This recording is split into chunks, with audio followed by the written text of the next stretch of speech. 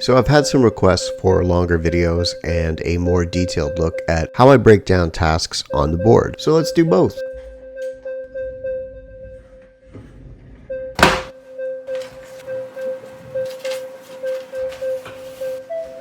By the way, this is technically part 2 of an ongoing series, and part 1 is really just an intro. But anyway,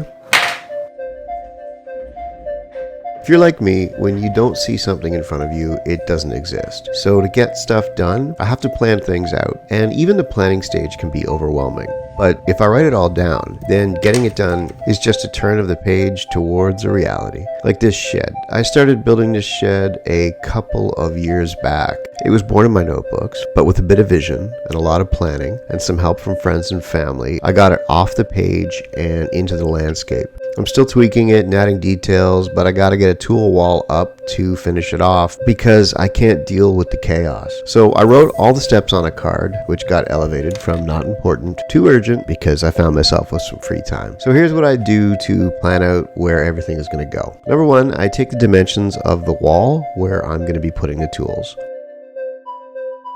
I put a tarp on the ground with the same dimensions.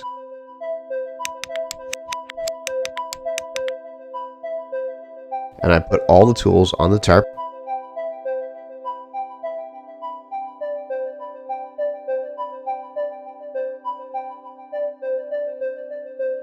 And I take a snap.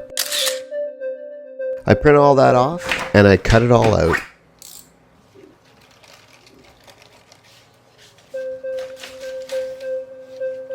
And I arrange them on a page like I want them on the wall, considering how frequently I use them and so on. This is kind of a fun but unnecessary step, but I love doing it. So that's that. Once the fun is over, I get to work making the layout happen, putting up the hooks, things like that. But this previs stage helps me work things out, especially when I struggle to stay organized. Not just because I'm easily distracted, because I've got to make time to be a good friend, neighbor, and parent. These things are ultimately more important than where your tools go. If you're like me, you get caught up in hacks and quick fixes, but what I've found in my life is that I really need to take the time to do things right and enjoy the steps and just get lost in the work. Motivating myself is hard, but I've learned that as difficult as it can be to get stuff done, the feeling of completion eclipses the depression of inaction. And for those of you who say, well, that's a lot of work for something so simple, well, this is what works for me. And if you can hold all of this in your head and see it through, amazing, you're lucky. But for those of us who can't, I hope you feel seen,